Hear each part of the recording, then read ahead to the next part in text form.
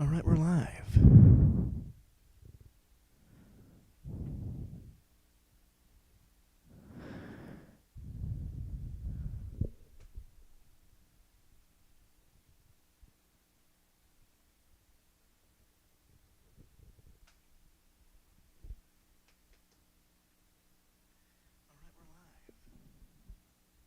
Bit of a delay there.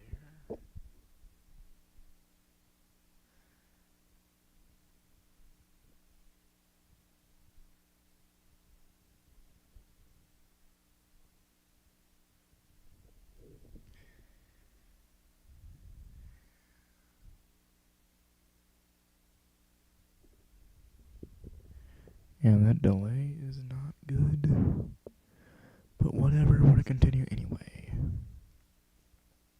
I'm just gonna try and get some people on here. Well, it's not doing well now.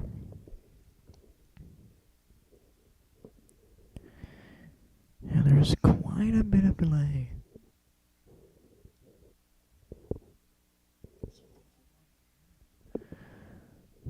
Man, come on. Is anyone...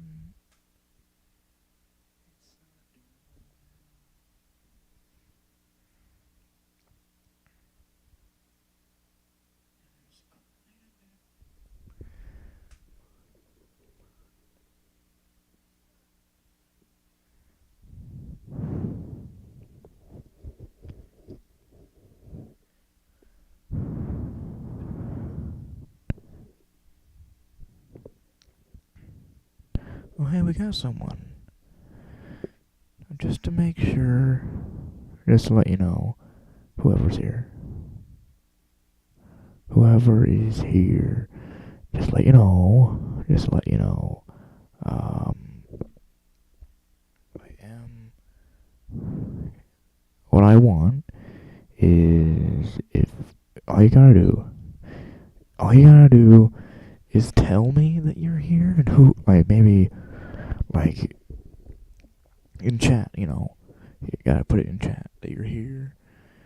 Because I don't know if those views are real or not. It's hard to tell through a number.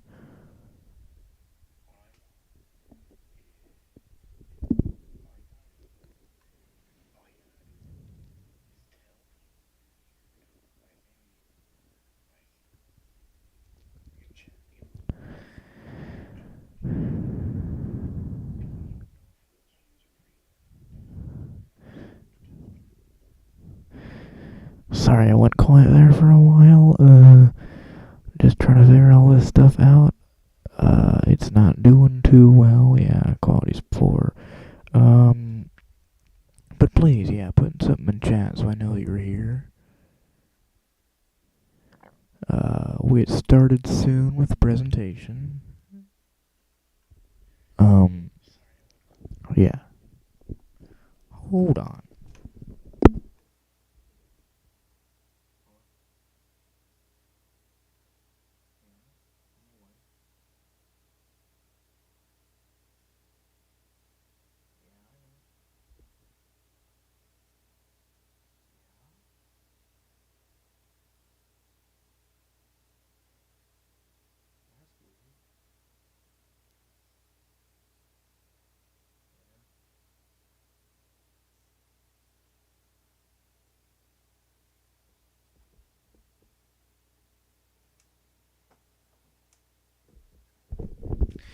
Sorry, stream's gonna be delayed for a bit. I'll be right back.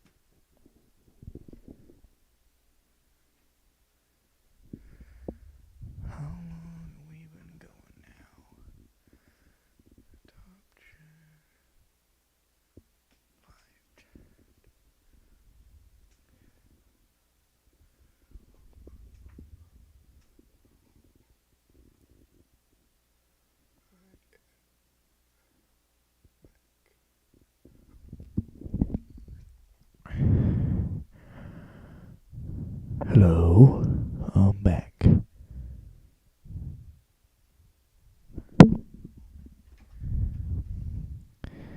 Okay, we can probably get started soon.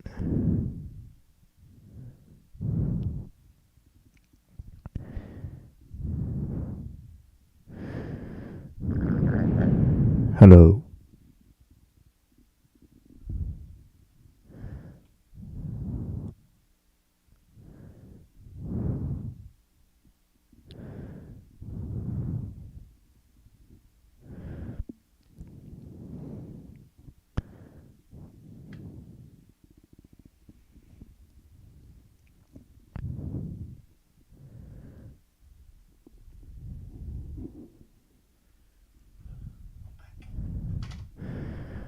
Alright, I want to go ahead and go over here so we can get started soon. Looks like we got a couple people watching. If you would, can you please put something in the chat, please? Go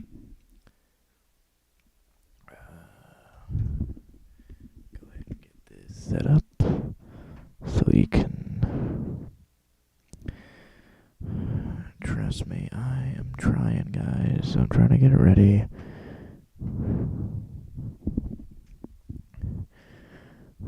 Nothing new in chat yet.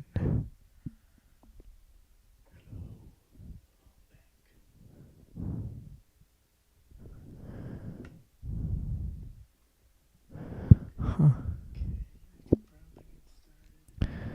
So we're probably run a bit low on viewers, and someone is here.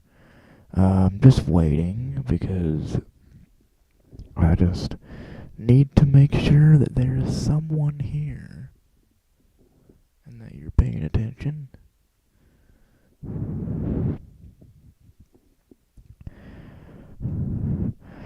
I guess I'll go ahead and start presenting this.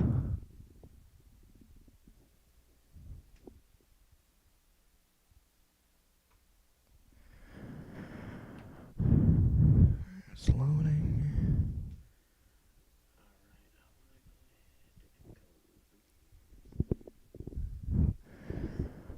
Just waiting on confirmation.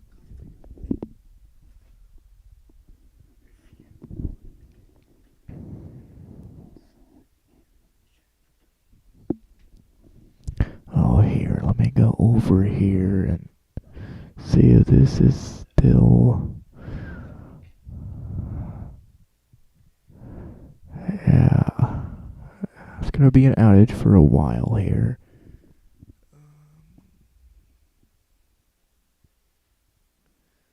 This one.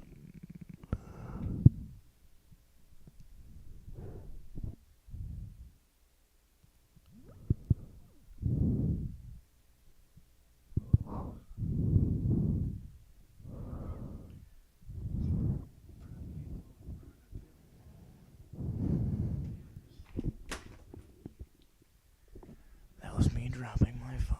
Sorry about that.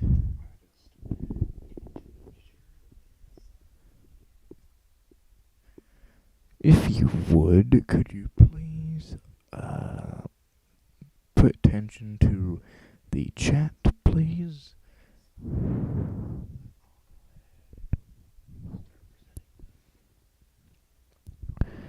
Just testing this out to make sure that it works.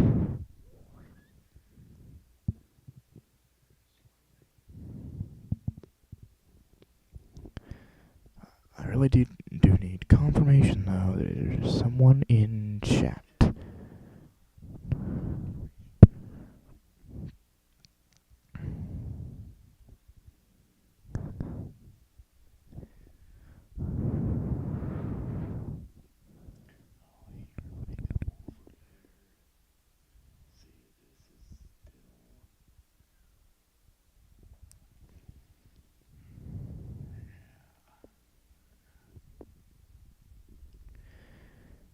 I've been quiet for a bit here, sorry. I'm staring.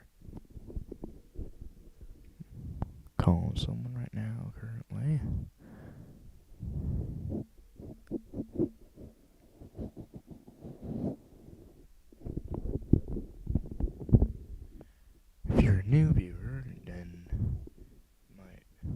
might be the first time hearing my voice. I know it's crazy.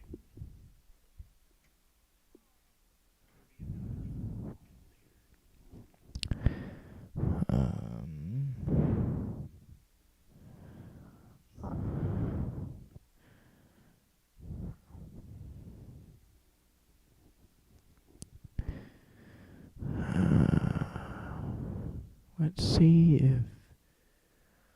Sorry, I'm just trying to get confirmation.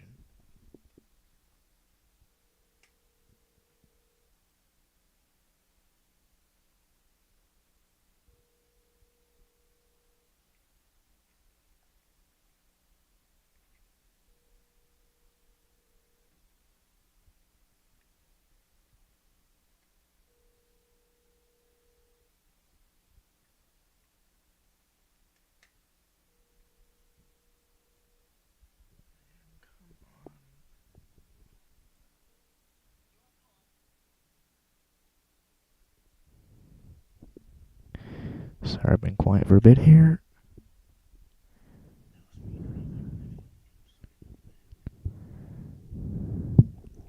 Looks like the stream is still falling a bit short.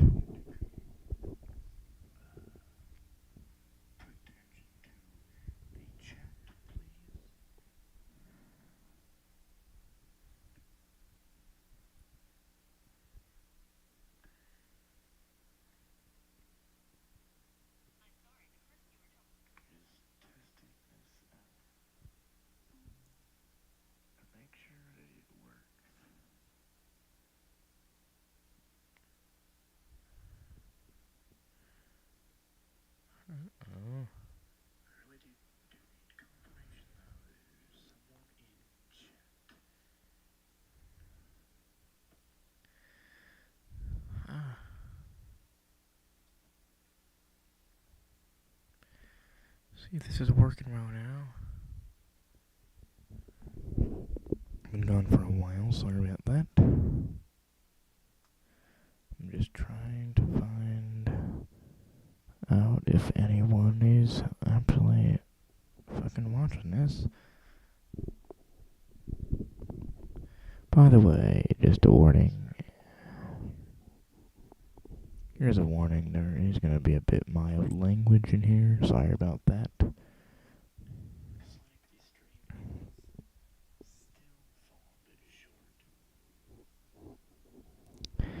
Yeah, there is still quite a delay. I'm not sure if I can fix that or not. It's not going to want to do anything about that. Yeah, but yeah, you guys might not notice it, but I sure do, and it's pretty annoying. I'm just gonna try and keep talking here so that you guys know that I am here, cause yeah, we don't want to have another situation about like just what just happened. If I do happen to disappear again or leave, I will tell you and probably set a timer. Well, start a stopwatch, that is, on my computer. So when you see that stop, then I'm back.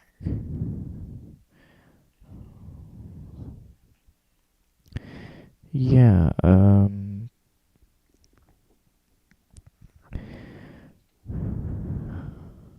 I hope there's someone watching this. It says someone is, but I don't know who that is. Could you please put something in chat? I do need to have that before we start presenting this presentation here. So, yeah, I kinda do need that confirmation in chat, that in the chat on YouTube, that you are here and we're ready to start. 'Cause I sure am ready to start.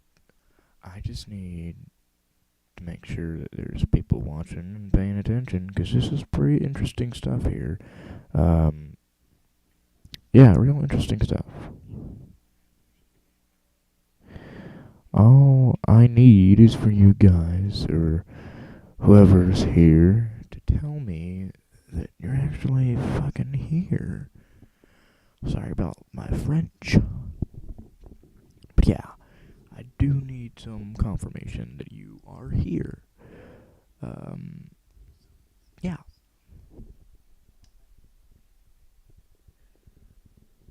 Seems like it's actually, to me, the stream is delayed, like maybe a minute, or maybe a minute and a half. I can't really tell, but there is still quite a delay. I'm not sure I'll ever get that fixed, but I'm sure that happens on pretty much every stream. It's not always perfect, it's never perfect. Um, but yeah, I do need that confirmation though that someone is watching this. Sorry about that.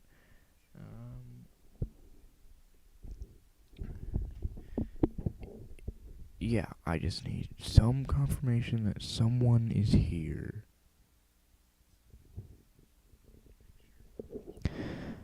Yeah, I'd be happy to start now. I just need that confirmation that someone is in chat. I do need that confirmation.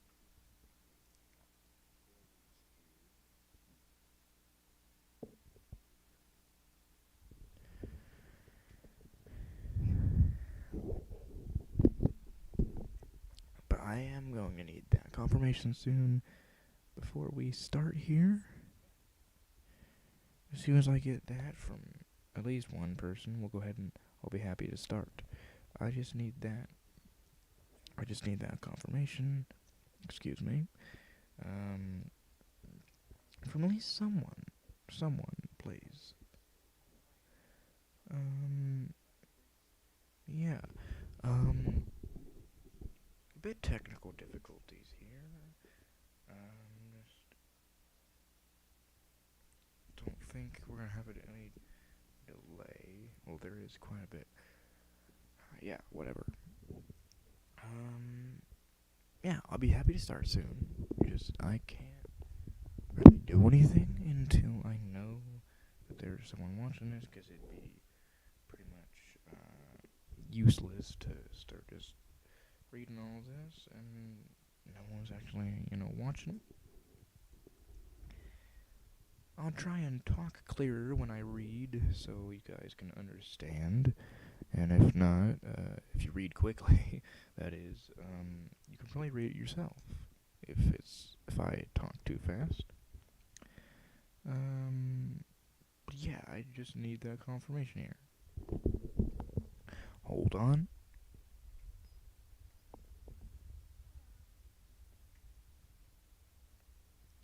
One second here. Be right back. No, I'm still here. I can still read chat. I can still see my monitor. I just need to do something real quick, if you'll excuse me.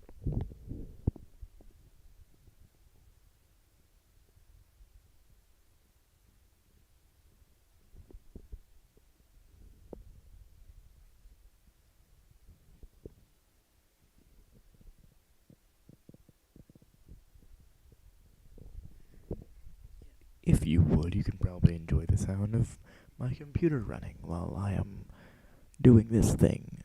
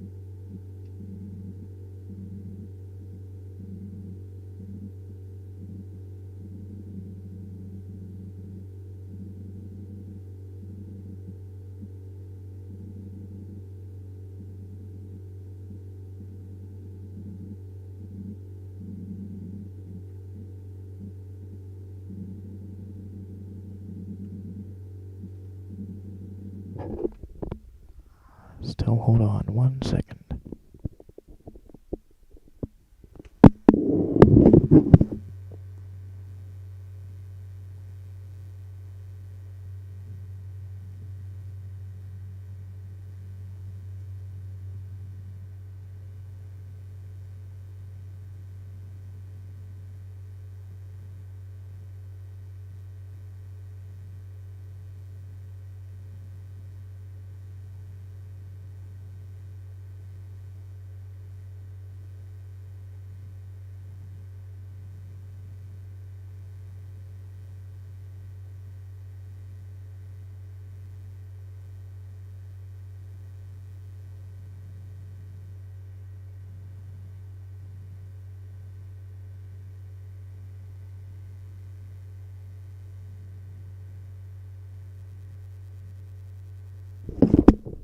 Please hold on 1 second. I'm still here. Just hold on a couple more seconds. Sorry about this delay. I was planning to do this presentation pretty soon. I do need that confirmation still on someone in chat. I need that soon.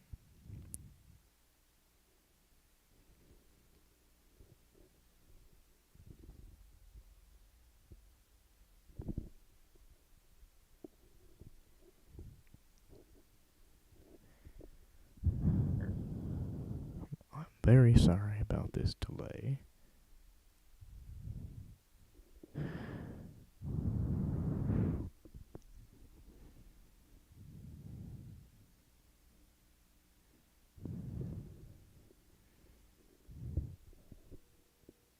Excuse me 1 moment.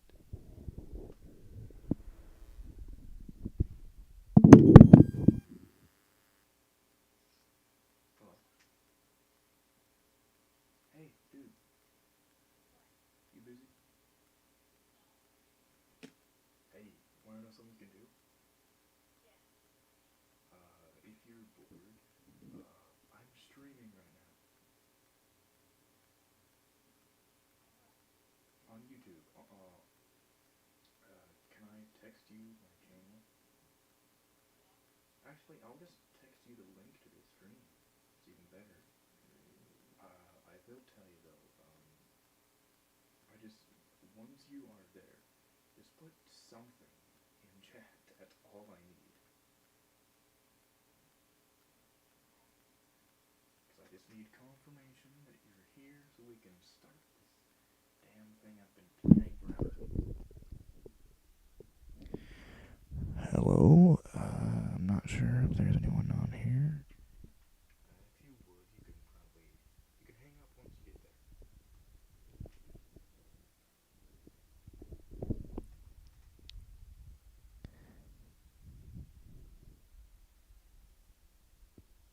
Have you joined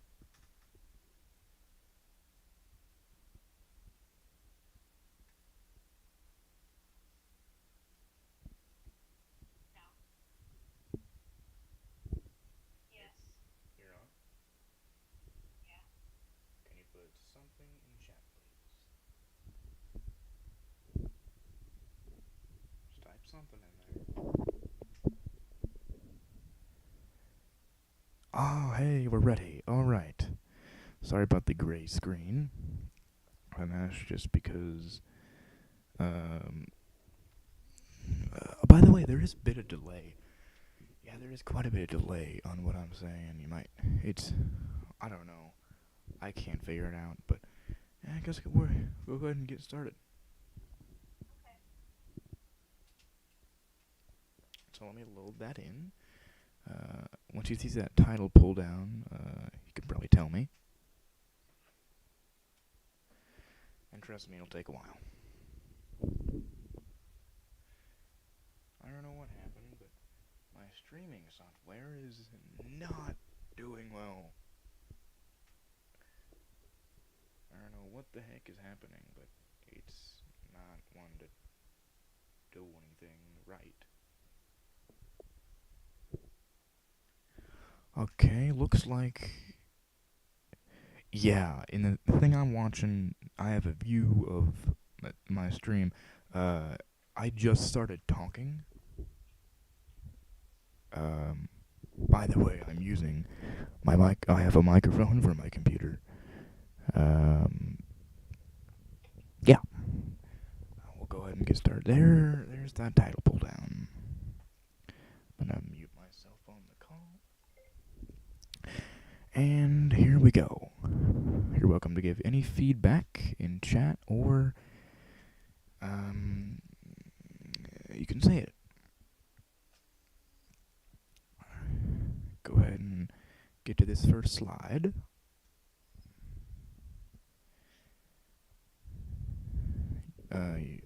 Alright, we're ready here.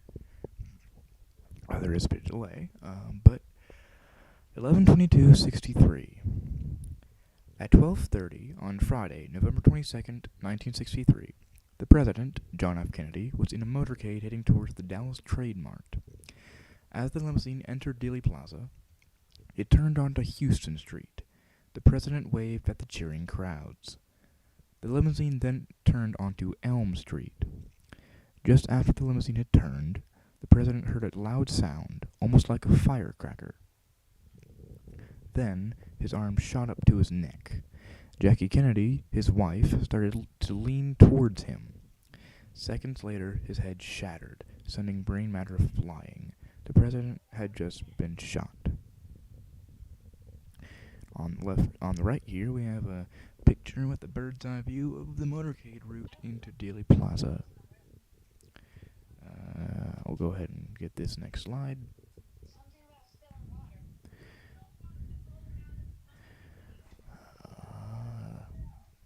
Alright, this next slide is the Texas School Book Depository. The Texas School Book Depository, now known as the Dallas County Administration Building, was a building chosen by the assassin to shoot from. That's not really right, but whatever. To be exact, he was on the 6th floor. This was chosen because they were renovating the 6th floor at the time, which let unknown workers in, and the route of the motorcade was just below the Texas School Book Depository. Now, I call it the TSBD. The caption below this photo is the path of each bullet is illustrated above. In the bottom left corner, notice how there's an alternative path for one of the bullets. This path is not yet verified, but when you examine the Zapruder film, as mentioned on page 28, the path is possible because the President clearly moves back into the left on the fatal shot, but this is not possible because of the supposed angle of the shot. Next slide. Next section, really. Bullets. According to the Warren Commission, the first bullet hit the ground and a fragment flew off and hit a man named James T. Tague. The second bullet struck JFK in the neck, came out near his collarbone, went into Governor Connolly's back, fracturing a fourth of his rib, came out near the governor's stomach, went into his wrist, and got lodged in his thigh. The third bullet struck the President in the back of the head, sending brain and skull matter flying. Next section, theories. The magic bullet theory. Magic bullet theory suggests that a single bullet not only survived passing through two people, but that the flight pattern somehow defied the laws of physics. But if we consider that President Kennedy was sitting on a higher seat than Governor Connolly, the flight pattern does work. And on the right here we have the nearly full bullet recovered from Governor Connolly's hospital stretcher, believed to be the bullet. In between Zapruder and the sidewalk there is a patch of grass which is not fully visible in any film of the assassination. An obvious detail in the Zapruder film is the two police officers who are looking towards the grassy knoll. There have been many theories about what is in the grassy knoll. I should be on. Only a couple seconds from the Orville Nix film shows the grassy knoll. In these few seconds, people have been able to see what some people describe as a second gunman. I should change that sentence. Although this could be true, a young Marie Ann Mormon captured Polaroid photo of the exact instant the fatal bullet hit Kennedy. This is the only known photo of the grassy knoll during the assassination. And there's the photo.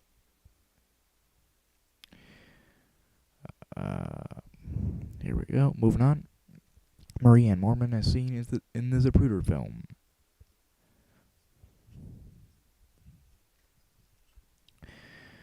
Herminio Diaz Garcia. In 1980, a man named Ronaldo Martinez Gomez contacted the House Select Committee of Assassinations and said that he had information he wanted to get off his chest before he died.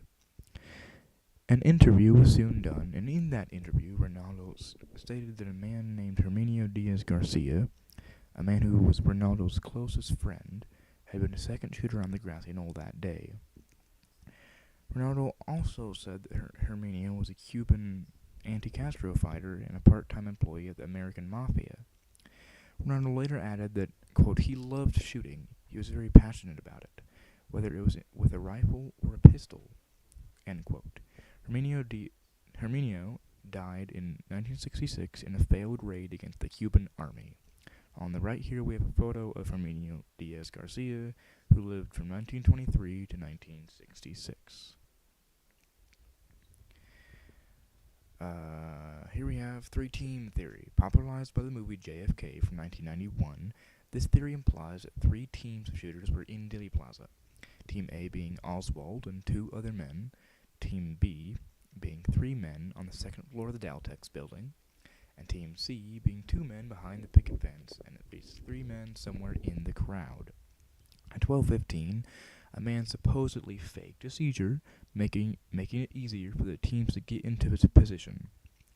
At 12:30, as the limousine turns onto Elm Street, a shot is fired. It misses the limo completely, making Kennedy stop waving. The second shot hit Kennedy in the neck from the front. The third shot hits Kennedy in the back, pulling him downward and forward. The fourth shot misses and hits Connolly in the back. The fifth shot misses the limo and hits James T. Tague in the cheek. The sixth shot hits Kennedy in the head from the front.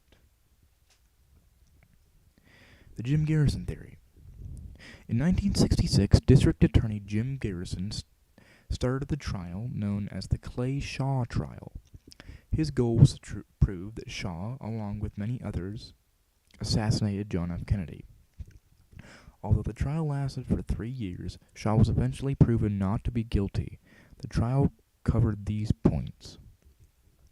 Clay Shaw, along with David Ferrie, Guy Bannister, and many others, planned and carried out the Kennedy assassination. Lee Harvey Oswald did not commit any crime that day and was framed by Clay Shaw and others. Almost all branches of the government were involved in carrying out and covering up the Kennedy assassination. Vice President Johnson was involved to some extent in the Kennedy assassination. The investigation and reconstruction done by the Secret Service and FBI was involved in covering up the conspiracy. Go ahead and skip those slides. Here we go. These are frames from the Zapruder film. Frame 161, Kennedy stops waving. Frame 193, Kennedy is hit in the neck from the front. 225, JFK emerges from behind the road sign.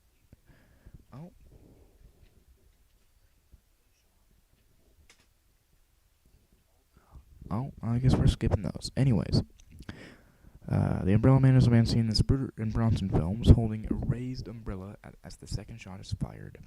This may seem odd to mention at first, but it was not raining that day, and photos before and after depict him holding it, but it is not raised. A man claiming to be the Umbrella Man came to the Dallas police station and said that the umbrella was a symbol of protest and blocked his view, explaining why he is so calm in the aftermath, which was also filmed. Here down at the bottom left corner we have the Umbrella Man is seen in a color slide taken that day by Charles Bronson. And a sketch of a gun disguised as an umbrella. Crowd shooter theory. This theory implies that Oswald did fire the second shot, but a person in the crowd missed the first shot and hit JFK in the head with the third shot. A photo that clearly shows a man walking down a sidewalk. By the way, this man was actually in the same spot he is standing in at the time of the assassination. There is evidence of this. The deliberate assassination theory. This theory implies the Kennedy assassination was extremely well planned out. This theory also implies that there was a shooter in between the grassy knoll and the triple underpass, and minutes after the assassination, the fence separating the grassy knoll and rail yard was moved up to hide the fact that the shooter was ever there. It also said that the shooter fired the shot that hit JFK in the neck. My theory. It's a bit large text. In the time I've been investigating this case, I've come up with my own theory on what happened that Friday afternoon. Although this theory is possible, I am not 100% sure this is what actually happened. First of all, there's a team of around 30 to 40 people scattered around Dealey Plaza. There's a map of it right there. Where was I? Some are vital to the plan, while others are simply there as a contingency plan, being like a fallback, a backup. Some have rifles, some are only there to readjust the rifleman's aim or distract others to make the shooting possible. Now onto the timeline of the shooting. At 12:15 p.m., a man fakes a seizure to attract the attention of the police. This man was never checked in the hospital. At 12:30 p.m., the first shot is fired from the 6th floor of the TSBD. It goes through the traffic light, hits the street, ricochets, and strikes the curb, strikes James Tague in the cheek, and gets lodged in the east-facing wall of the triple underpass. The second shot is fired from the 2nd floor of the Daltex building, and hits President Kennedy in the neck and exits his lower neck, then puts a hole in the windshield of the limo. The third shot is fired from the top of the county records building and hits JFK in the upper back, going through his shoulder blade, and is lodged in the floor of the limo. The fourth shot is fired from the 6th floor of the Texas School Book Depository and hits Governor Connolly in the back, exits his chest just an inch right of his heart, enters his wrist and sprains it, exits his wrist and is lodged in his upper thigh. The fifth shot is fired from the 2nd floor of the Daltex building and misses Dealey Plaza. The sixth shot is fired from just inside the pergola, where Zapruder is standing, and hits President Kennedy in the front right side of his head, exiting and hitting just below the rear view mirror of the limo. The seventh shot is fired from the 2nd floor of the Daltex building and hits President Kennedy in the back of the head about 15 milliseconds after the last shot. The 8th shot is fired from the 3rd floor of the county records building and hits the inside of President Kennedy's head wound about 1.5 seconds after the last shot. The 9th shot is fired from the top of the line shot for the 6th floor of the Texas School Book Depository, sorry about that, and strikes the top of the Elm Street section of the underpass. The 11th shot is fired from the 3rd floor of the county records building and strikes the road just beside the limo. The other 37 shots hit the grass or road to cause panic in the crowd. No one is injured in the aftermath. Go ahead and skip this slide. Moving on to the films. There are only 4 known films showing the shooting. Most of them were either borrowed by the FBI and CIA or were given to them. Abraham Zapruder's film had two copies made with the original film. Orville Nix's film and camera were taken by the FBI to be examined. The camera was returned in pieces, while the film was reported by Nix himself as looking different. The other two films do appear to be altered, but that cannot be confirmed because there's a lack of information about them. The films showing the assassination are listed below: Abraham Zapruder film, Orville Nix film, Marie Muchmore film, and Charles Bronson film. Zapruder film.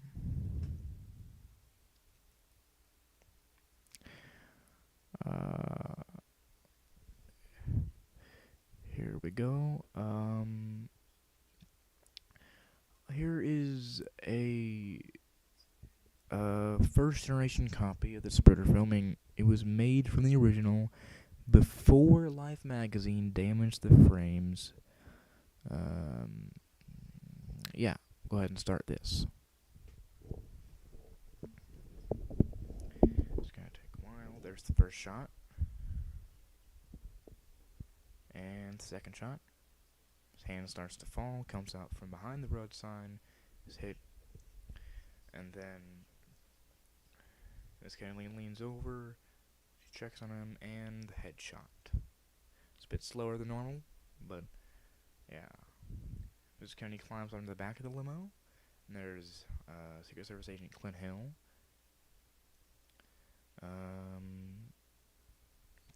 And there's the lead car. Did you see it under the triple underpass? Oh, nope. Next slide. Here we go. Abraham Zapruder was near the motorcade route and began filming with the camera while the presidential limousine turned onto Elm Street. He stood on a ledge about 35 yards from the road and began filming as soon as the motorcade came around Elm Street corner. He was using a 414 Bell & Howell 414 PD Bell & Howell Zoom-matic Director Series camera, loaded with Kodak color safety film. He captured the whole event, from the turn on Elm Street to the fatal bullet. The film was later sold to Life magazine for $100,000. Excuse me. Then in the bottom left corner we have Abraham Zapruder, 1905 to 1970. In the top right corner we have the camera that Zapruder used. That's actually not the exact camera, but Abraham Zapruder's view of the presidential limousine at the time of the headshot. You can see right there, that's his view. He was standing just up there. Moving on, there are many copies of the Zapruder film. One way to distinguish one from another is to name them according to when they were made. For example, when the Zapruder film was first developed, it had 2 copies made. These copies are called first-generation copies. The diagram below shows the history of the Zapruder film copies. Not the entire history, but if you want, you can read that. I'll wait just a second. We're going to move on now. Multiple people have claimed that they have interacted with a copy or multiple copies of the Zapruder film. For example, in 2022, I brought 3 commercial films to Summit Video Services to be scanned. A man named Chad Godfrey noticed the films were related to the Kennedy assassination and proceeded to tell me that he had worked with several copies of the Abraham Zapruder film, and even that he did work with an unofficial copy, meaning that someone either is or once was making bootleg copies of the Zapruder film. Mr. Godfrey was not able to recall the person who made these copies. More information is to be learned soon regarding these copies, and an interview with Mr. Godfrey that day is not right. I did not get that chance to do that interview. KXAS-TV copies. On the website The Porter Texas History, many copies of the Zapruder film have surfaced from the KXAS-TV archives.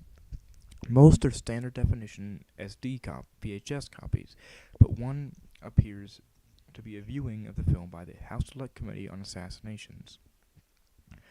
The excerpt is dated December 30th, 1978 at 5:30 p.m. It is unknown how these copies could have been placed in the archives, but what I do know is the copies all appear to be very dim and are and some are even partial copies that do not show the entire assassination sequence. A 35mm color slide, frame 313 from the Zapruder film. This particular slide is in the possession of the International Center for Photography. And then the Orville Nix film. Go ahead, is that going to play? And we can get it to play. Here we go. This is, again, a first-generation copy of the Orville Nix film owned by the Sixth Floor Museum. It does include the sprocket holes, which is really rare.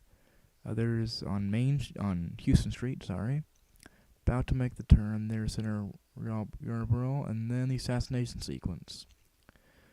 Abraham's Riddler's in the background, there's the classic gun image, and then there's the end. I didn't get that. I couldn't get that end sequence scanned.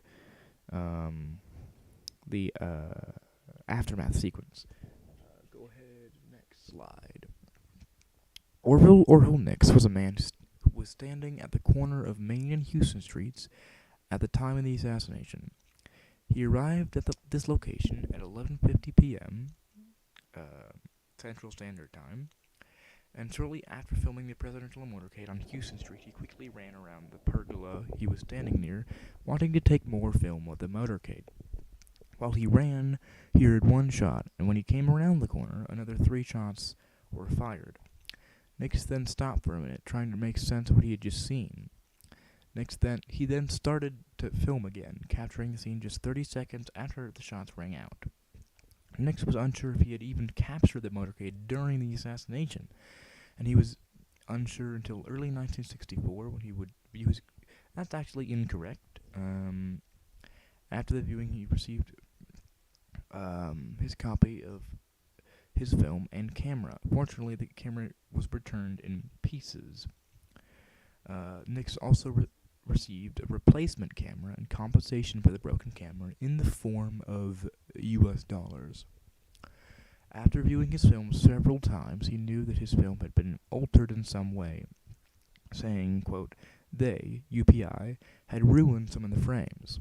He also stated that United Press International had his original film in their possession. The last time the original Nix film was seen was in 1978 when the House Select Committee on Assassinations examined the film. Nix was using Keystone AutoZoom K810 8mm home movie camera loaded with Kodak color safety film. Orville Nix's view of the presidential limousine at the time of the headshot. You can see it's not too good, but there's some lines there indicating his view. Go ahead and move on. The Orville Nix film. On November 22nd, 1963, the original film was produced by Orville Nix Sr. and remains in the camera until November 30th, 1963. A frame for a first-generation copy of this Nix film, I showed you that. The white areas on the left side are called sprocket holes and assist in steadying the film during playback.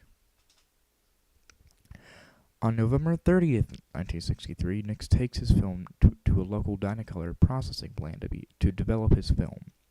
A rare copy of the Nix film was seen showing Nix's visit to the plaza on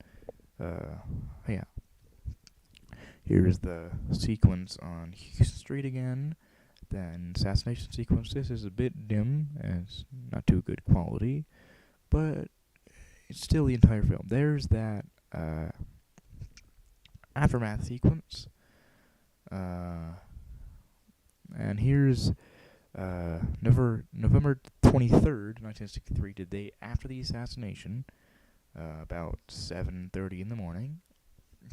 He went to the plaza just to basically try and remind himself what he'd seen, because he didn't remember exactly. Many people didn't, really. There's the Texas School Book Depository up here. There's the clock on top of it, the Hertz sign. That reads Hertz Rent-A-Car. There's the grassy knoll again.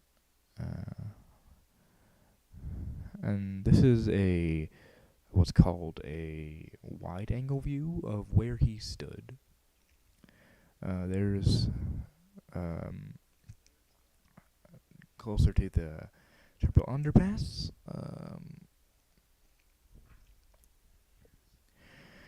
Yeah, there's the triple underpass. There's some cars going through there.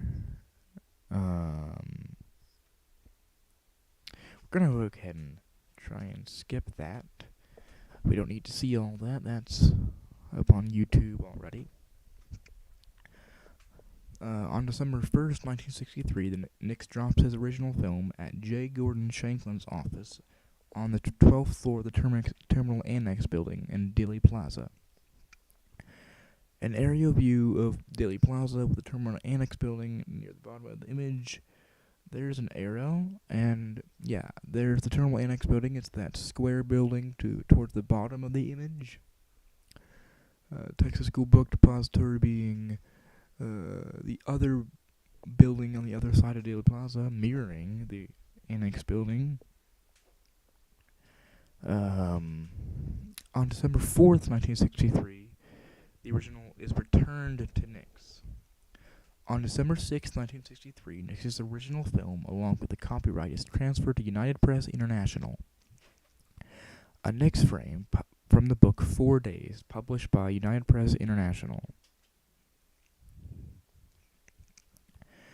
Between December 1963 and late 1964, the original film is transferred from UPI to a vault in Chase Manhattan Bank in New York City.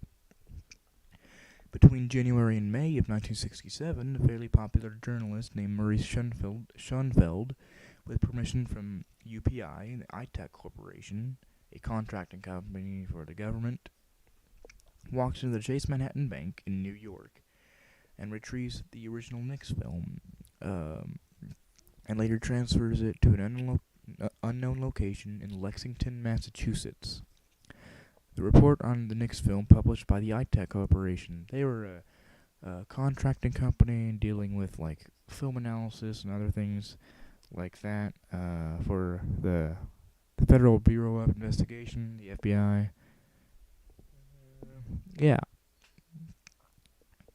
In 1974, Maurice Schoenfeld, accompanied by Bert Reinhard of UPI, placed the original Nix film in a safety deposit box at the New York City branch of the Chase Manhattan Bank, and sent the key of the safety deposit box to the chief accountant of UPI, Alexander Bach.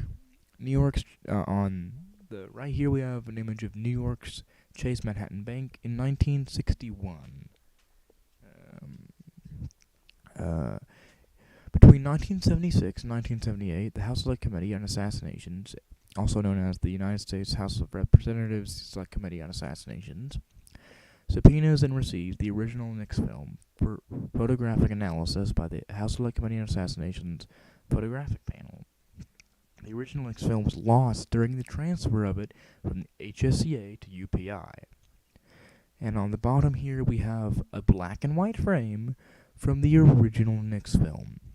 Now, they might not sound very significant, but nothing like this exists anywhere else. And this is a frame from the original, which is now missing. We don't know where it is. In 1982, the UPI Film Library in London, England, was sold to Independent Television News, ITN. Although somewhat unlikely, the original Nix film could have been among the materials archived in UPI Film Library when it was sold. ITN claims it does not have the film in its possession. The ITN building in London, formerly the UPI Film Library. 2 frames from UPI's copy of the Orville Nix film.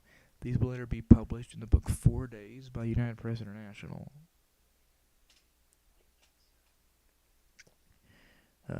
I'm gonna skip that one. A frame for the Nix film in which you can see a person kneeling or lying down with an object partially covering his or her face. Also seen as Abraham Zapruder standing on the concrete block that he filmed from. See, just up there's Abraham Zapruder with his camera. And there's the classic gunman image in the Orville Nix film. Well, that's what the HSCA call it. And moving on to the Marie Muchmore film. Not unlike Orville Nix, Marie Muchmore was another witness to the assassination and started filming 3 to 5 seconds before the fatal shot. Muchmore was standing in the pergola between Houston Street and the grassy knoll section of Daly Plaza, the grassy section, sorry about that, between Main and Elm Streets. She stated that about 15 to 30 minutes after the assassination, she was approached by 2 government agents, sorry about that, who asked for her asked for the film from her camera. Her film was later used along with the Orville Nix film to investigate the Kennedy assassination. The copyright for her film belongs to United Press International, along with the Nix film's copyright. That's actually not true. The Sixth Floor Museum in Dallas actually owns that copyright. It was transferred a couple years ago. She was using a Keystone K7 zoom lens 8mm home movie camera loaded with Kodak color film. Marie Muchmore's view of the presidential limousine at the time of the headshot. Can't see it very well there, but she was standing right over here. And there's her view. A 35mm color slide made from a frame of the original Muchmore film by UPI. The Charles Bronson film. Unlike the other 4 films, Charles Bronson's film, The Assassination, is only 2 seconds long, but shows the entirety of Dealey Plaza. Bronson also filmed Main Street at about 12:05 p.m. This scene shows the scene of an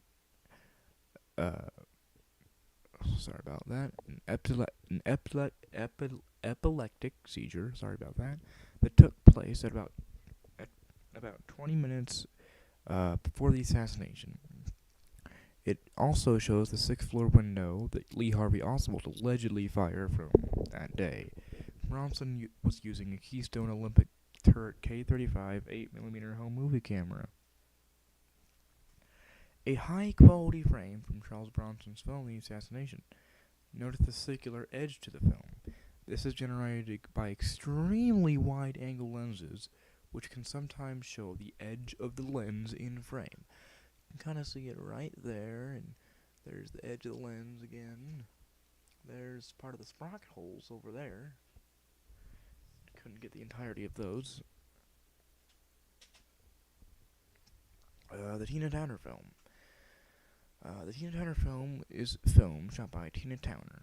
It shows the presidential limousine turning onto Elm Street.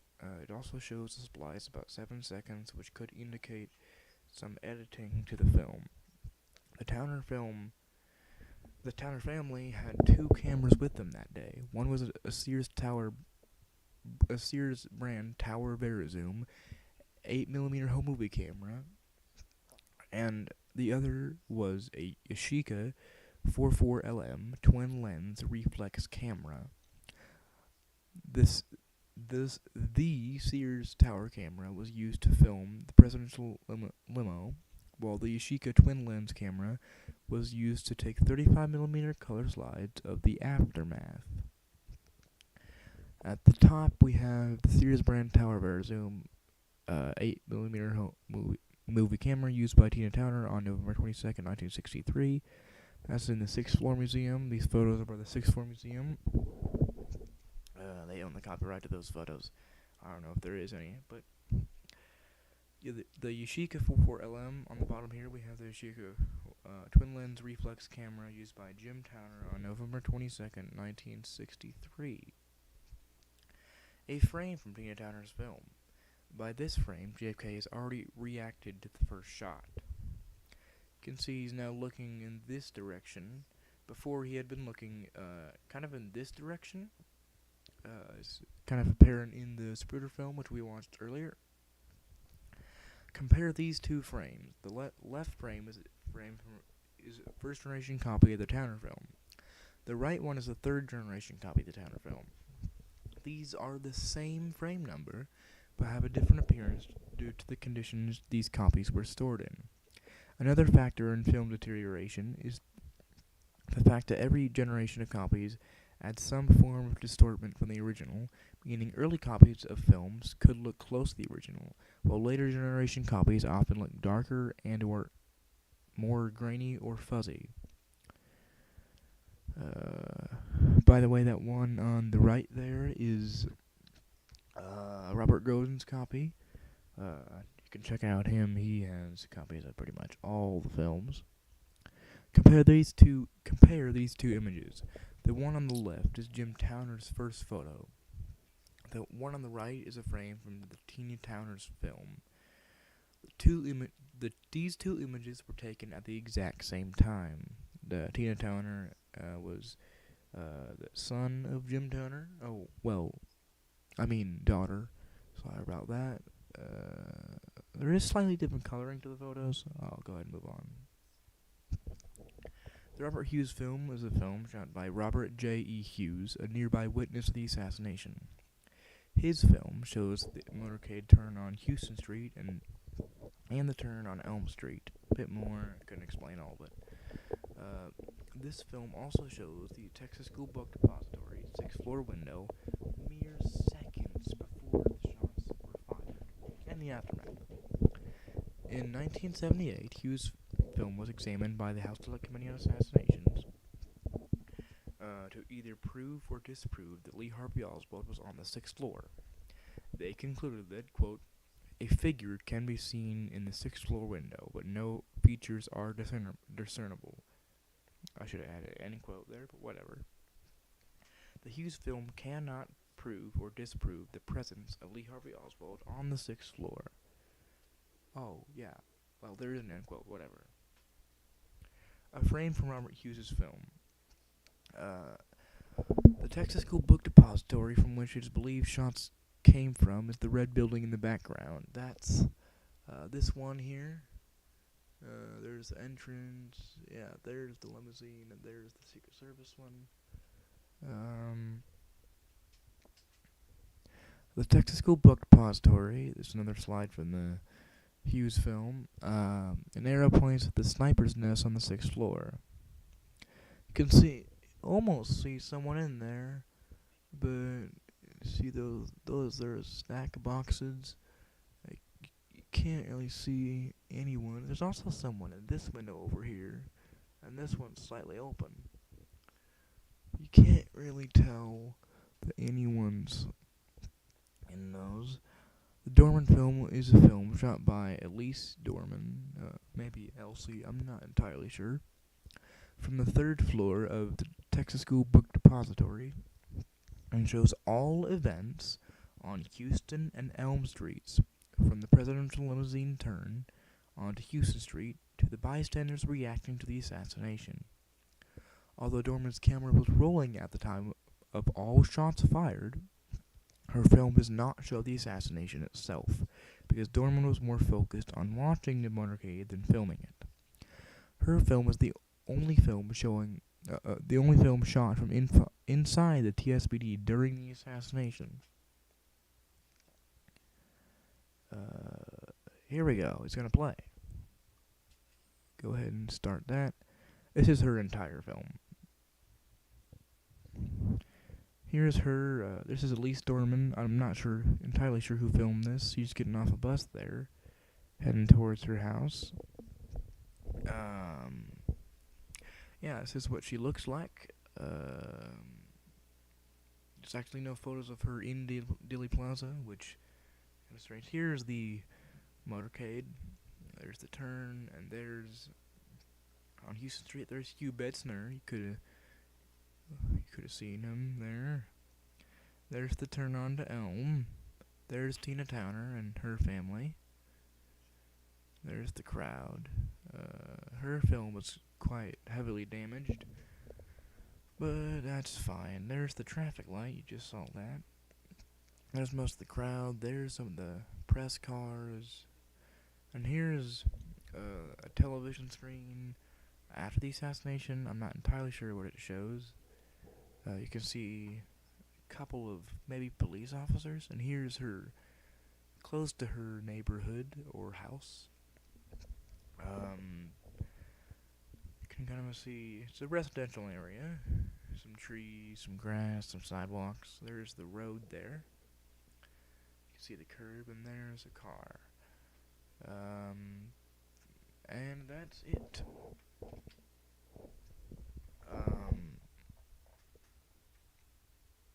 Wasn't that strange? Moving on. Yeah, that's just another copy of the film. Forgot to remove it. Dave Weigman film. This film, shot by NBC reporter Dave Weigman, is a film showing the direct aftermath of the assassination. It is very shaky because he was hopping out of the press car. It also shows a scene of Abraham Zapruder sitting down on the sidewalk. Actually, that's not entirely correct, excuse me. It actually shows the Hesters, them kind of reacting. The Hester family, couple, whatever you want to call it. This is Robert Grozen's copy. I mentioned him earlier.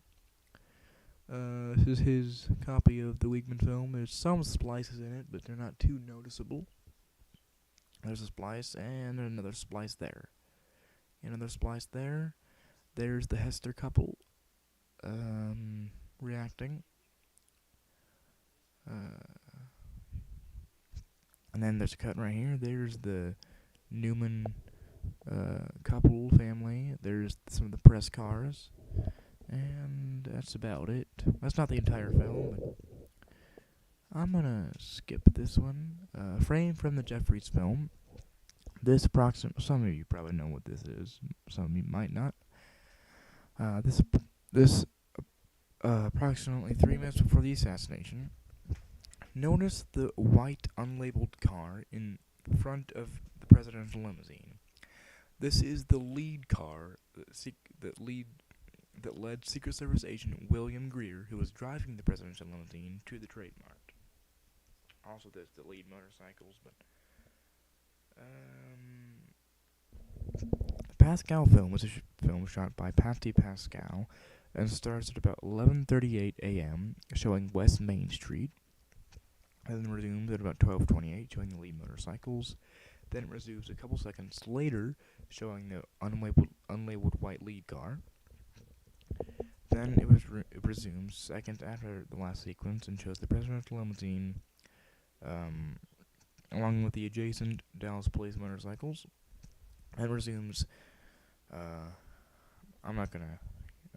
just gonna say then resumes, showing the same thing. It resumes again after shows the presidential limousine and Secret Service limousine. Next three scenes are showing other cars in the motorcade. Then it resumes just seconds after the shots were fired, showing the Secret Service limousine exiting Dealey Plaza and the presidential limousine under the triple underpass. It then resumes about 30 seconds to 1 minute after the shots, showing the panicked crowd and a scene of Abraham Zapruder getting down from the concrete block he was standing on. Then it resumes 3 to 4 minutes after the shots were fired, showing the press buses on Houston Street and many people running towards the grassy knoll. The next two scenes are of Houston Street on November 23rd, 1963. The film was taken from the Old Red Courthouse building in Dealey Plaza on the northwest corner of the 5th floor. The film appears to be very dark. It has almost no color. That's just the copy I could find. This could be caused by three things. The film was not stored in ideal conditions, leading to corroding of the film. There have been many copies, and the copy we see today is most likely a 7th or 8th generation copy. 3, someone received a copy of the film that had most of the color gone, and decided to edit the film by painting some areas of the film. The film was discovered in 1997 when Patsy finally decided to tell the local news station about her film. That's actually incorrect. Life magazine published a frame of her film in their November 24th, 1967 issue. I happen to have that one. The news station then interviewed her. This was the first public showing of the film, but the film was not scanned until the early 2000s and later became published on YouTube. She was using a Bell & Howell 252 auto-zoom turret 3-lens 8mm movie camera. That can be found on the channel The Furry is the New Edgy. A frame from the Pascal film. This first appeared, in the November 24th, 1967 edition of Life magazine. I did search for the origin of this frame for quite a long time, beginning with the finding of this image in a defunct JFK debate forum called the Education Forum. I then found a similar looking copy of the Pascal film, but lower quality than the image above. I finally found the origin when I ordered the November 24th, 1967 edition of Life magazine from eBay and found the frame displayed on page 94. By the way, under there on the triple underpass, there's the presidential limousine, vice presidential limousine. There's the Secret Service car, and there's a press bus. There's a list of. Actually, what was that last one? Yeah, it's just a list of all the films. I'm gonna skip these two. Not entirely correct. Also, here's a pretty good photo. It's a 35mm colored slide taken from the position of Martin Anson Gewertz on Cedar Springs Road near Turtle Creek Boulevard. It's not the entire frame of the slide, but it's most of it, and it shows the presidential limousine. I'm not entirely sure who took this, but there was quite a bit of people pretty close to this guy's position. I can see there's the president right there. You can barely see Jackie's hat right there. It's a good photo. Moving on. Missing materials. In the late 70s, many people started to claim they had taken film in the motorcade. This may be because the Zapruder film was first broadcast on television in March of 1975. Many of these people also claimed to have encountered government personnel who asked to take the film to be developed or used to investigate. Although many of these people were proven to not have been there, there are a couple of there's almost no way to prove they were there. Beverly Oliver is a woman claiming to be the well-known babushka lady. She claims to have had a foreign experimental 8mm movie camera. She also claims she did not recognize herself in images in which the babushka lady is depicted. And then down here in the bottom right corner, we have Beverly Oliver holding Nightmare in Dallas, in which she wrote. In early December of 1963, an unidentified woman claiming to be a German exchange student called the Detroit FBI office. She claimed she had taken 16mm color film of the assassination, and this film was, quote, better than the images published in Life magazine, end quote. She stated that she would be leaving for Berlin immediately. She agreed to send the film to the FBI in Detroit. She had also called the Detroit News and said that she had, quote, had taken 16mm color home movies of the assassination from the overpass in Dealey Plaza that, quote, were better than the ones published in Life magazine, end quote. Neither the Detroit News or the FBI ever received the films. Also, it's quite, it's not probably common that people usually had 16mm cameras in their house or with them that they owned, but those are usually news cameras. But moving on, Gordon Arnold was a man in the early 1980s stating that he had been on the grassy knoll with the camera during the assassination.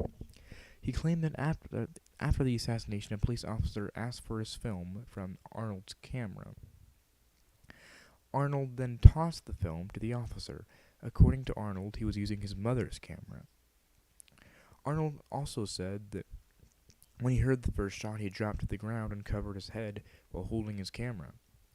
According to Arnold, the first shot he heard came from behind his head, the bullet nearly missing his ear. He was standing on a mound of dirt on the grassy knoll. The Darnell film is a sequence of scenes of the aftermath of the assassination, made by James Darnell of WBAP-TV of Dallas. Not only is this film extremely low quality, but there exists no public version of the entire film. Segments of the film are frequently being discovered and pieced together. This is strange because the film does not show anything different from multiple other films. The only reason that could explain why the full film was censored is that the original shows the grassy knoll gunman escaping from the scene of the crime. I think that pretty well explains that. The high-quality versions. While investigating, I have stumbled upon extremely high-quality versions of the films. Sorry about that. That have no explanation of their origin. These versions can be anywhere from a couple scratches repaired and film color corrected to versions that show way more detail than the versions I had seen before.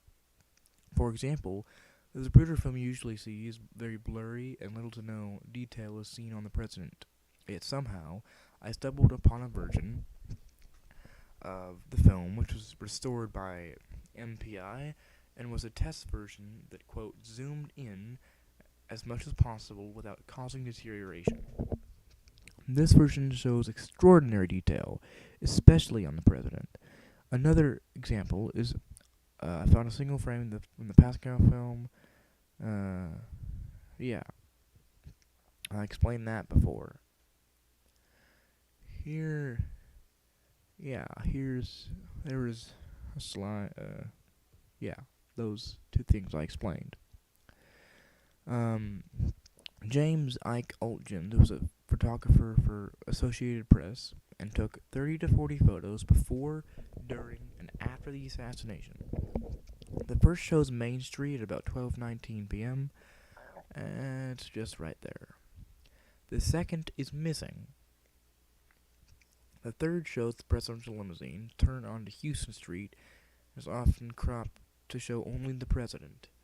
There's his third photo. It's a pretty good reconstruction of the entire print. Probably couldn't find a better version than that.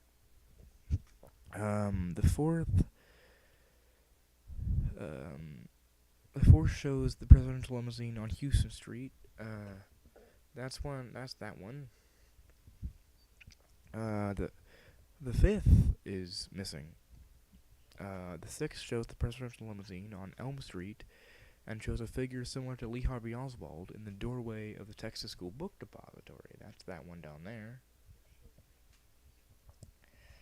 The seventh shows the presidential limousine speeding out of Dilly Plaza.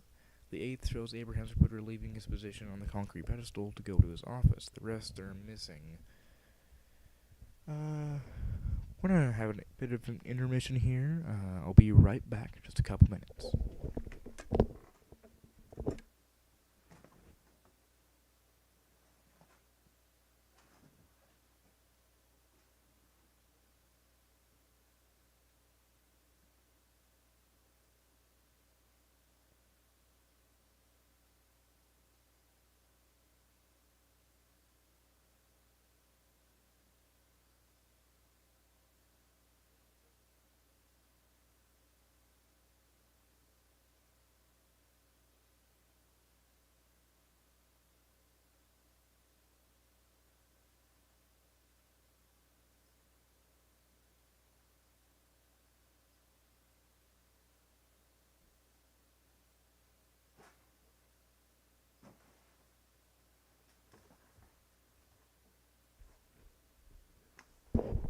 And we're back. Continuing. There's some more Altgend's photos. They're labeled. The first one, that's the full frame. There's the second one, that's not the full frame. I couldn't find the full frame of that one. Oh yeah, the second is missing. The second's that one. There's the third full frame, pretty good scan of the entire frame. There's the fourth, right there, and the sixth.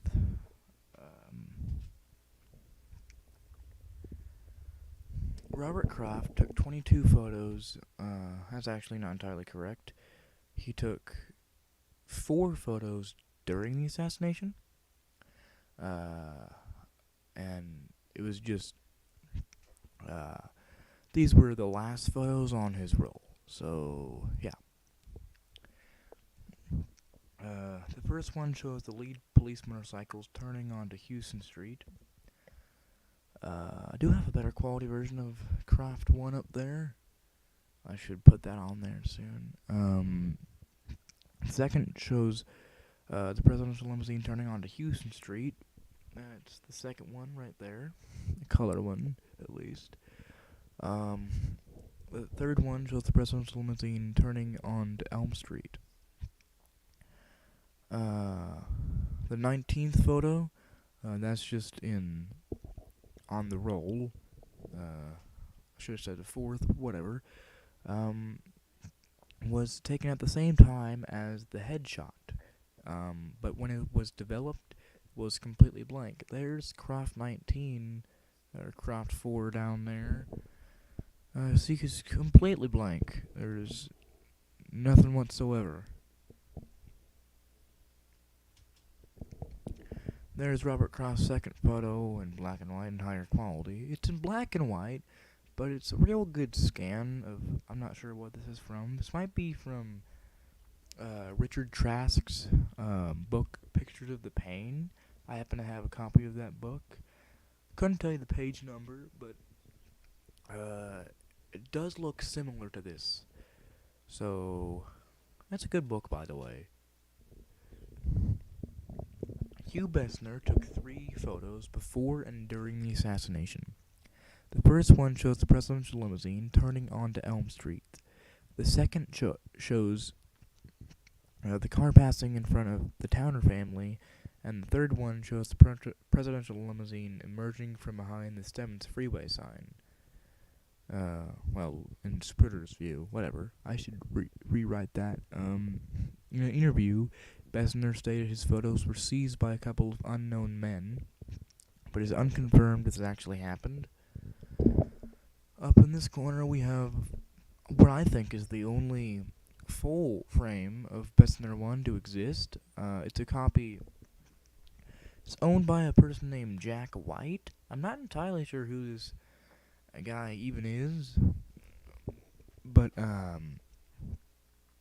yeah, he has copies of like Mormon 5, her photo, her assassination photo, and some of the Bessner photos. There's Bessner 2 down there, Tina Towner, Jim Towner, and not entirely sure who that is on the right there. And there's a pretty good copy of Bessner 3. It's not too good. There's it's Pruder up there. There's the Stemmons Freeway sign. And there's Hugh Bessner and the Lee Dormanfeld. I mentioned that earlier. Yeah. Yeah. There's the sprocket holes. Yeah. Many people don't know about this guy. Dallas President Dwayne Robinson took his 35mm still camera to his previously planned position near Turtle Creek Boulevard and took 6 black and white photographs of the motorcade driving down Turtle Creek Boulevard. Robinson's last photograph is occasionally used to prove that the presidential limousine was a 4-seater and not a 6-seater, although clearly in the photo it shows that it is 6 seats. I don't know where these people get that from, but yeah, a lot of people do not know about these photos existing. The only place they're published, I think, is in a French magazine, Paris something. Evelyn Ashmore was positioned near Cedar Springs Road on Turtle Creek Boulevard, and had brought her 35mm slide camera to take pictures of the president. After snapping her first photo, she quickly drove to the Trade Mart and chose a position on the sidewalk near the Stebbins Freeway. After waiting several minutes, she was surprised to see the presidential limousine race by her and snapped a second photo. By the way, Ashmore 1, that definitely is from the book Pictures of the Pain by Richard Trask. You should definitely read the book if you're wanting this. Yeah, you might want to read that book if you're into any of this. On the right here, we have Ashmore 2. It's in color. It's actually not the entire full frame of the photo, but it's Robert Roden's copy, and his copies don't usually include all of anything that he copies. Witnesses who told a different story. Richard De La Rosa is a man who claims to have seen a 60mm copy of the original Zapruder film. In an interview, he gave these details about the film. The umbrella man was pumping his umbrella up and down violently. The dark complected man, that should be complected, not complicated, had gotten the attention of Agent Greer, the driver, by waving his fist in the air, and the limo fully stopped. When the limo stopped, the force caused the riders to be thrown forward a bit. The dark complected man was standing in the street. The Stebbins Freeway sign was clearly hit by a bullet. The shot that hit JFK's head was clearly two separate shots. Connally reacted 3 to 4 seconds after JFK to the shot that hit JFK in the neck. The limousine did not speed out of Dealey Plaza. Instead, it slowly made its way towards the underpass. After the shot that hit JFK in the head, the limo fully stopped for about 2 seconds. The film was not at all blurry or dark. There's a link for the interview. I'll actually put that. I'll put that in the comments once I finish this stream. And the film was not at all blurry or dark. Oh, I might have already said that. Similar person, William Raymond, is a man who claims to have seen the original Zapruder film. In an interview, he pointed out these details about the film he saw. He was interviewed by a person named Jim Mars, another real good researcher of the assassination. Go check him out. The turn onto Elm is shown. The limousine slowed to a stop before the shot that hit JFK's head. A shot very clearly hit the Stebbins Freeway sign and ricocheted. 8 to 9 shots were fired, meaning that it was very apparent in the film that 8 to 9 shots were fired, not that you know what I mean. When the limousine turned onto Elm, the turn was extremely wide. The wide turn supposedly caused the sniper's aim to be thrown off, causing the shot to the neck. That's what Raymond thought. Limo stopped for 2 seconds before the headshot, and when the limo, while the limo is stopped, the 2 shots caused JFK's head wound. That's just all these are just what William Raymond thought. But yeah, strange stuff. Victoria Elizabeth Adams. Victoria Adams is a woman who claimed to have not seen Lee Harvey Oswald exit the Texas School Book Depository, even though she was standing at the main entrance at the exact time Oswald would have left the building. At the time of the assassination, Adams was on the 4th floor of the Texas School Book Depository. In 1964, she testified to the Warren Commission, but her testimony was ignored, and she was told she was misremembering. And then on the right here, we have a photo of Victoria Vicky Elizabeth Adams. She was born in 1941. The question marks don't mean she's still alive. but I can't find a date of her death, which is strange. A radio show on the Kennedy Assassination had 5 phone lines open for anyone to call and report their memory of the JFK assassination. Hold on one moment here.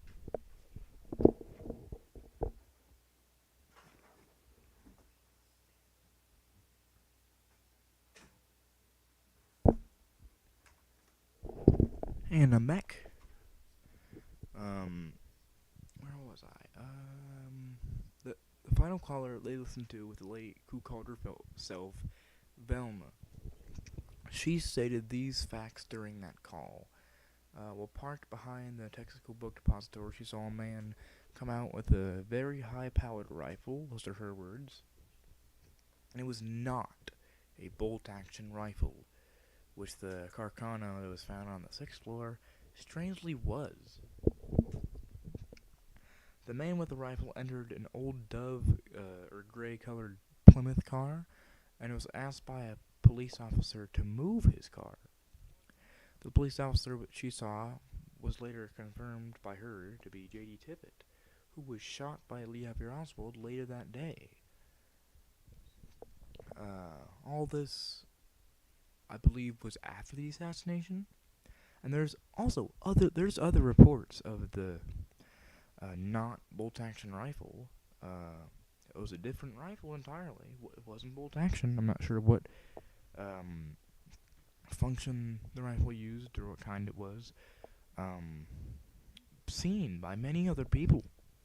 In fact, it was actually put down in an official police report. But, yeah. Also, I'll link that call in the description as well. Well, in the comments. Harold Norman was a man who claimed to have heard 3 shots fired from the 6th floor window of the Texas School Book Depository. He was looking out the 5th floor window below the sniper's nest. He claimed to have heard, he heard what he thought from above him, like there was to be a loud bang, and he could hear the, working of the rifle 3 times. Other strange testimony. In 1966, Orville stated that his original film was being held by United Press International, that his camera was returned completely broken, and that his film was returned as looking different. In an interview with Marie Muchmore, she stated about 20 to 30 minutes after the assassination, she was approached by 2 government agents who asked for her film. In an interview with Gordon Arnold, he stated that his film was confiscated by a man in a Dallas police uniform. In an interview with Lee Bowers, really important witness, you can find out more about him. He stated that he saw 2 men behind the picket fence, and 1 man shooing others away from the railroad parking lot. In an interview with Jean Hill, she was standing right next to Mary Mormon, who took that photograph. She stated that she saw a flash of light from behind the pergola. The spirit was standing there.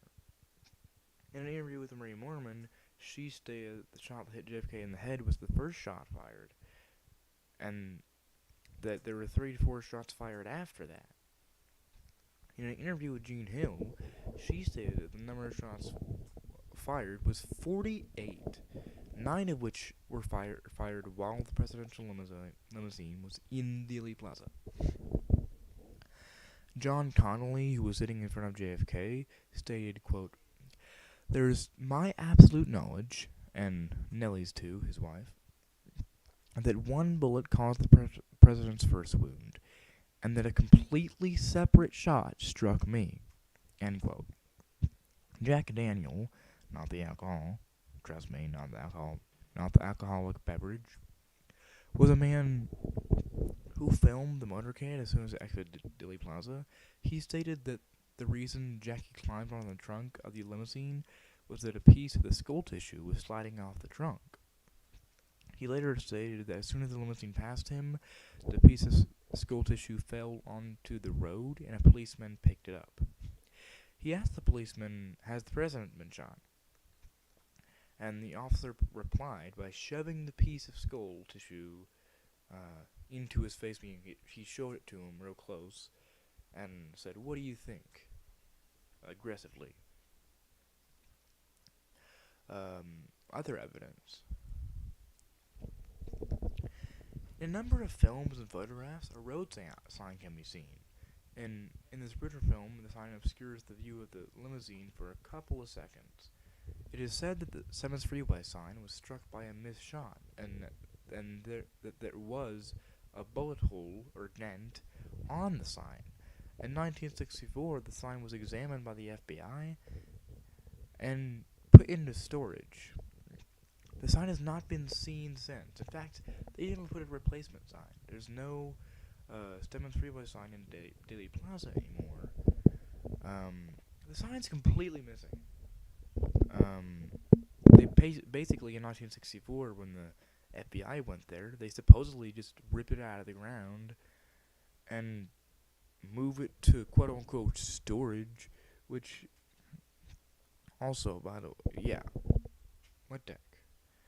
In 1964, the Secret Service investigated Dealey Plaza. In this investigation, they found these things: a bullet hole in the traffic light above Elm Street, a dent in the curb near the Treble Underpass, a dent in the west-facing concrete wall of the Treble Underpass, a bullet fragment on the grassy knoll, a black mark on the pavement that quote could originate from the lead core of a bullet. That should be in quotation.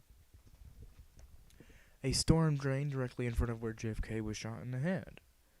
I mean, directly in front, too. One strange thing about this case is everyone who was close to the motorcade is dead. A list of everyone known death related to the assassination is on the left here. I am not going to read all that, but holy crap, that's a lot. And that's probably not even an entire list. But yeah, all those people real close to what had happened, and all of them are dead. And there's that mark on the pavement I mentioned earlier that could originate from the lead core of a bullet. Yep. And here's a photo by Thomas Dillard. It's a dent in the curb of Elm Street near the Triple Underpass. A dent is shown on the corner of a wall of the Triple Underpass. By the way, that piece of curb, that one there, also in 1964, they literally cut this piece of curb out of the curb, put it in some car's trunk. There's film of this happening. There's more than one film of this happening, and photos of this happening. And they just shipped it off to the National Archives. And they didn't even... Seriously. And it's still in the National Archives. There's photos.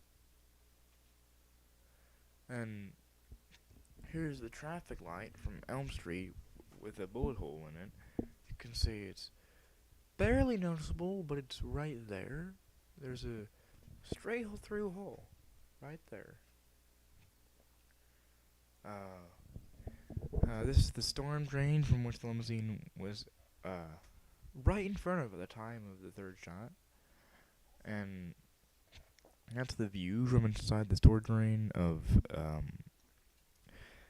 the November 27th, 1963 reenactment that the FBI did with one of their cars. Here's some bullet fragments. All pretty interesting. Also, these are all National Archives photographs, public domain, free to use. A fragment. Here's fragment of a bullet found at the front of the presidential limousine. These two. The nearly full bullet recovered from Governor Connolly's hospital stretcher. That's Commission Exhibit 399. there's a ton of stuff about that. I'm not going to get into it right now. And 2 lead particles recovered from underneath the carpet beneath the left rear jump seat. Those 2. Commission Exhibit 340. And there's CE 567 and 569 over there. And a bullet fragment recovered from Governor Connolly's wrist, CE 842. Very, very small. About a couple millimeters fragments. Bullet fragments removed from Kennedy's brain. Photographs on June 30th, 1978, included an exhibit from the House of Kennedy Assassinations from 1976. And CE 843 and 840. And then bullet fragments recovered from the left jump seat, photographed on April 15th, 1978. Also included in that same exhibit. The casket used for the transport of the president from Parkland Hospital to Andrews Air Force Base was dumped into the Atlantic at 10 a.m. on February 18th, 1966. It is unknown why the casket was disposed of in that manner. The decision was made by the Kennedy family. It may have been for religious purposes due to Jack, his nickname, loving the ocean, or may have been decided by U.S. Attorney General Nicholas Katzenbach, I think that's how you say that, because there is evidence of conspiracy inside of it. Either way, it was disposed of very quickly and with short notice. The casket was filled with 240 pounds of sand and drilled with numerous holes to make sure it would sink when it hit the water. This thing is completely gone. Like, seriously, we have no idea where this thing went and why they destroyed it.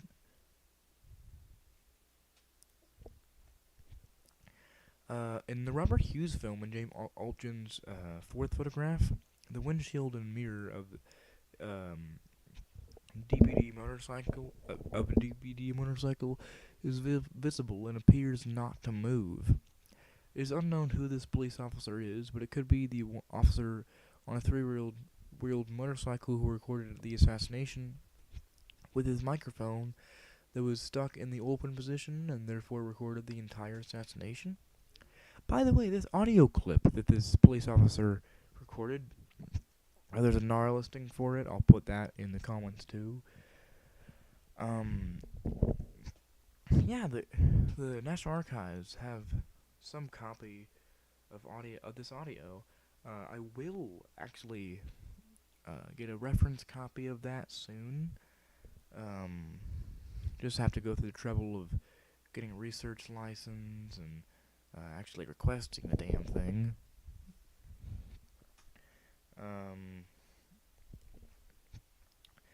In the hours after the assassination, police arrested 3 homeless individuals for trespassing on private property near Dilley Plaza.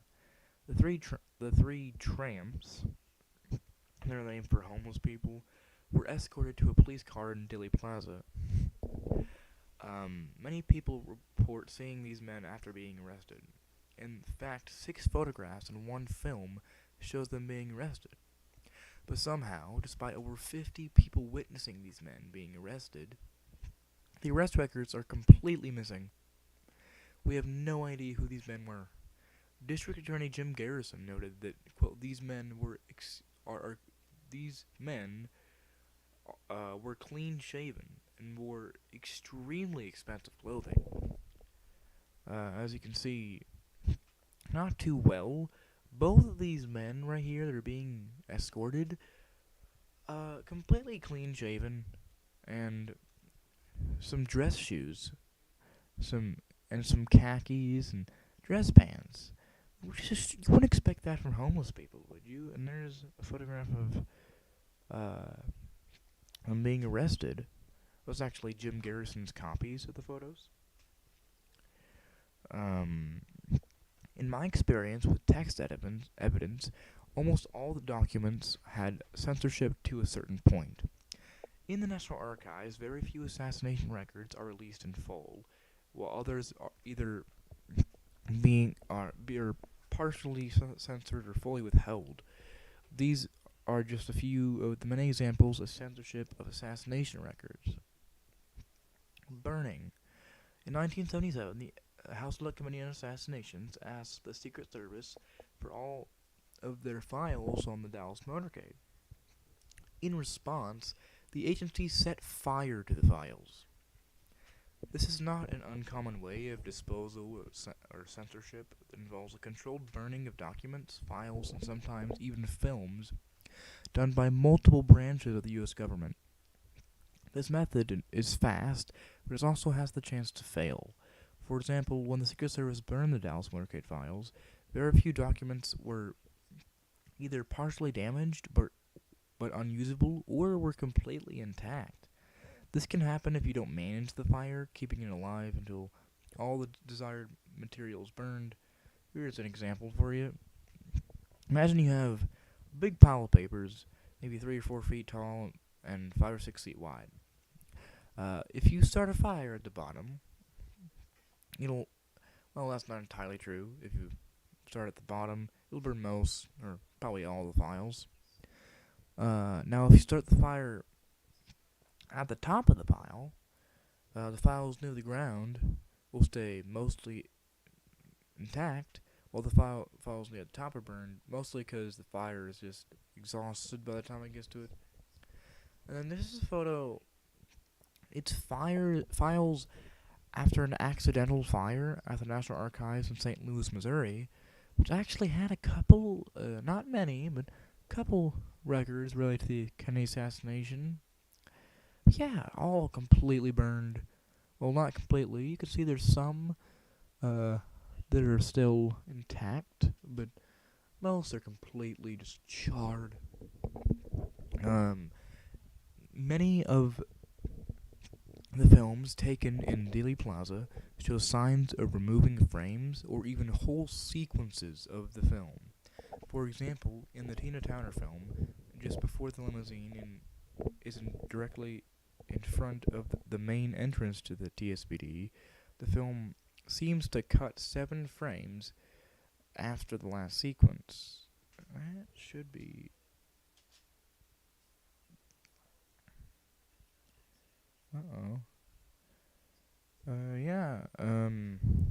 Thank you for listening to my presentation. There's my sources listed there. That's not a complete index. And that's it. Thank you for watching. Again, thank you for watching. I know it took a while, but that was my current presentation. I'll be editing it a lot soon, adding new information. But yeah, that's about it. I'm gonna end the stream here. Yeah. Thank you for watching. Yeah. Thank you. See ya.